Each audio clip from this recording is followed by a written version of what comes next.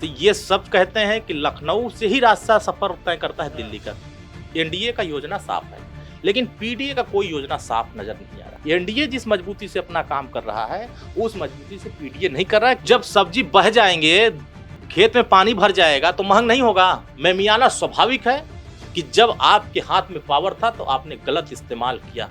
जमीन लूट की तरफ नहीं जा रहा है, विकास की तरफ जा रहा है। 2024 का चुनाव और तरह तरह के अनुमान।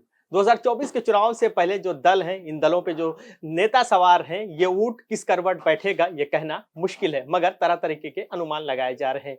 कुछ कह रहा है कोई पीडीए के साथ है, तो कोई एनडीए के साथ है, और तो कोई तीसरे फ्रंट की बात करता है।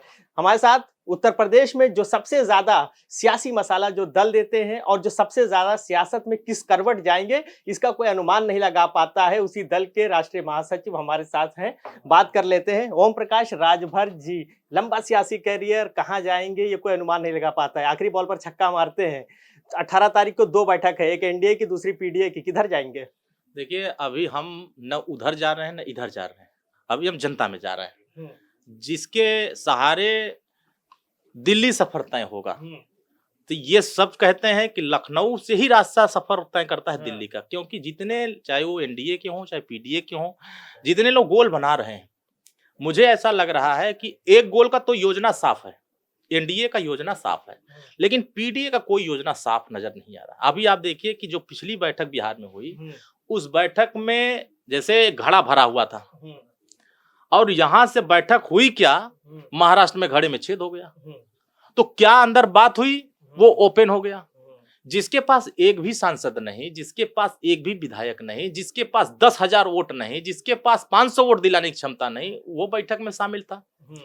2019 का ही रिजल्ट उठाकर देखेंगे तो कांग्रेस पार्टी उत्तर प्रदेश में कितना वोट पाई और वो कितना वोट दिला देगी इस गठबंधन को, ये 17 में भी आकलन हुआ और 2022 में भी आकलन हुआ और 2019 में भी आकलन हुआ। तो ये समझ में आ रहा है कि एनडीए जिस मजबूती से अपना काम कर रहा है, उस मजबूती से पीडीए नहीं कर रहा है। क्योंकि लखनऊ में जो बैठे हुए नेता हैं, वो नहीं चाहते हैं कि पिछड़े, दलित, आदिवासी, अल्पसंख्यक एक रहें। अरुण जी, सवाल यह है कि वक्त हमेशा एक जैसा नहीं रहता है और जनता का मूड भी एक जैसा नहीं रहता है। जैसे हाल की बात करें तो लगभग 200 रुपए किलो जनता टमाटर खरीद रही है, एक 260 रुपए किलो जो है अदरक खरीद रही है, ठीक है, 1100 रुपए में सिलेंडर खरीद रही है। ये वक्त 4-5 साल पहले नहीं था। तो ये जो बीच का जो ये महंगाई, ये सारी चीजें, ये कितना चोट पहुंचाएंगी? ये आप भूल जाते हैं क्या, आज से 6 महीने पहले वही टमाटर 10 रुपया किलो खरीद रहे थे ना।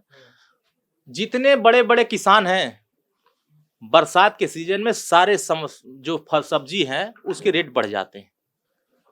जब सब्जी बह जाएंगे, खेत में पानी भर जाएगा तो महंग नहीं होगा, पानी निकलेगा ही नहीं खेत में, तो टमाटर कैसे फरेगा।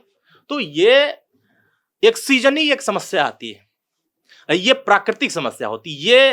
ये सवाल इसलिए किया क्योंकि कभी प्याज से जो आंसू निकले थे उसने सरकार गिराई थी, तो क्या टमाटर भी लाल करेगी चेहरे से? उससे कुछ नहीं होने वाला। देखिए, ये प्राकृतिक, इस समय बरसात का एक समय आता है, बरसात में सारी सब्जियां महंगी होती है। वो बहुत बड़ी बात नहीं होती है कि इस समय महंग हुए हैं। हाँ, इसमें अदरक भी महंग हुए हैं, इसका मतलब थोड़ी ना है। ये मौसमी चीजें कुछ ऐसी होती हैं जिनका पैदावार पहले ज्यादा होता है। मौसम की बात होगी। अरुण जी, सवाल ये, आपने कहा कि जनता तय करेगी, मगर जनता कह रही कि मुझे रहजनों से गरज नहीं, तेरी रहबरी का सवाल है। मेरे सियासतदान ये बता कि काफिला किधर जाएगा? काफिला जिधर जा रहा है जनता को ही पता है कि काफिला लूट की तरफ नहीं जा रहा है, विकास की तरफ जा रहा है, देश की प्रगति की तरफ जा रहा है, देश की सशक्तिकरण की तरफ जा रहा है। और देश अभी कल ही एक अंतरिक्ष पर हमारा चांद पर जा रहा है 3रा नंबर का। तो अब सोचिए, कोई न कोई हमारे इस देश के लोग कुछ अच्छा कर रहे हैं ना, तो देश प्रगति की तरफ जा रहा है। तो जिनको प्रगति पसंद नहीं है, वो नफरत फैला रहे हैं। पिछले जो आपके सहयोगी दल थे, उनके बड़े नेता को एक बार फिर से सजा हुई, आजम खां को, हेट स्पीच मामले में। एक बार सजा पे सजा, और समाजवादी कह रही है कि उनके खिलाफ साजिश है। नहीं, गलत बात है। देखिए, उन्होंने जिस तरह से किया है, ऐसा नहीं है कि उनकी सरकार थी तो सब स्वतंत्र रूप से सब लोग आजाद थे। उन्होंने लाखों लोगों को गुलाम बना के रखा था। आजम खान ने मालिक नहीं बनने दिया था। आज वहां की जनता मालिक की तरफ बात कर रही है, इसीलिए ये मेमिया रहे हैं।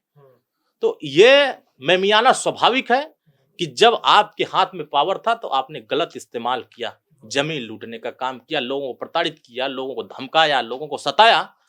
तो ईश्वर वही होता है, ऊपर से देखता है, नीचे आप गलत कर रहे हो आजम खान को लेकर जो बयान दे रहे हैं, अगर उन तक पहुंचा तो आप जो है नाराजगी नहीं? कोई नाराजगी नहीं, सच बात है।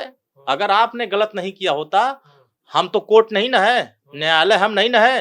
न्यायालय ने आदेश दे रहा है कि आपने गलत किया है, फैसला दे रहा है। अगर हमारे ऊपर होता तो हम क्यों बोलते? हम नहीं बोलते, न्यायालय बोल रहा है तो हम बोल रहे हैं। तो भाई आपने जैसा किया है वैसा आपको परिणाम आपके सामने दिख रहा है। अच्छा, 18 तारीख की बैठक का कुछ खोलेंगे या सिर्फ सब बंद बंद लफ्जों में बताएंगे कि भाई एनडीए के साथ क्या है? क्योंकि जिस तरीके से उत्तर प्रदेश में आए दिन आप कभी जो है ब्रजेश पाठक जी से, कभी दूसरे, सिर्फ सत्ता पक्ष वालों से इन दिनों मुलाकात कर रहे हैं, विपक्ष वालों को तो आप एकदम इग्नोर किए हैं। देखिए, सभी दलों का अपना अपना योजना बन रहा है। एनडीए अपना योजना बना रही है, ईडीए पीडीए अपना योजना बना रहे हैं और सुहेलदेव भारतीय समाज पार्टी अपना योजना बना रहे हैं। उस योजना में हम उन लोगों के अगर बारे में अगर सोचेंगे तो हमारी योजनाएं फेल हो जाएंगी।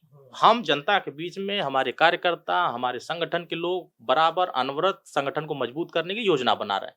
आज अगर हम अपने संगठन को मजबूत नहीं करेंगे तो कल हमको आप नहीं पूछेंगे और चैनल पर हम अब नहीं दिखेंगे, क्योंकि जिसके पास जनता होती है, जिसके पास ताकत होती है, जिसका संगठन होता है और पार्टी जिसकी मजबूत होती है, उसके पीछे लोग खड़े होते हैं। तो हम अपनी पार्टी को मजबूत कर रहे हैं। हाँ, किसके साथ जाएंगे ये सच है, गठबंधन कहीं ना कहीं होंगे और जहां होंगे वो बोरा में भर करके लूप करके नहीं होंगे, वो खुलेआम होंगे, जनता के बीच में होंगे और मुद्दों के आधार पर होंगे और सामाजिक न्याय के मुद्दे पर होंगे। जहां समाज का हित होगा, जहां लगेगा कि नहीं यहाँ विकास का रास्ता समाज का आगे बढ़ रहा है, उस रास्ते में हम भी अपने योगदान को आगे बढ़ाएंगे। अंतिम जो है सवाल ले लेते हैं।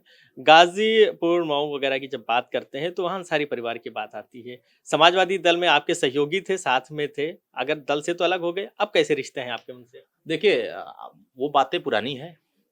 अब क्या हो रहा है क्या नहीं हो रहा है हम उनके बारे में नहीं सोच रहे हैं। आप भले उनके बारे में सोच रहे हैं, हम अभी अपने बारे में सोच रहे हैं, अपने नेताओं के बारे में, अपने समर्थकों के बारे में और जनता जो उपेक्षित वर्ग है, शोषित वर्ग है, वंचित वर्ग है, हम उनके हित के बारे में सोच रहे हैं। उनका सशक्तिकरण कैसे होगा, उनका विकास का रास्ता कैसे खुलेगा और वो आगे कैसे बढ़ेंगे और सामाजिक उत्थान हमारा कैसे आगे होगा, हम उसके लिए काम कर रहे हैं। लोहिया जी ने जिस विचारधारा को बताया, जयप्रकाश नारायण ने जिस विचारधारा, महाराजा सुहेलदेव राजभर ने जिस सोच को आगे बढ़ाया, हम डॉक्टर अंबेडकर की विचारधारा को उसी को फॉलो करते हुए हमारे नेता माननीय ओम प्रकाश राजभर जी उसी दिशा में काम कर रहे हैं। शुक्रिया बातचीत के लिए।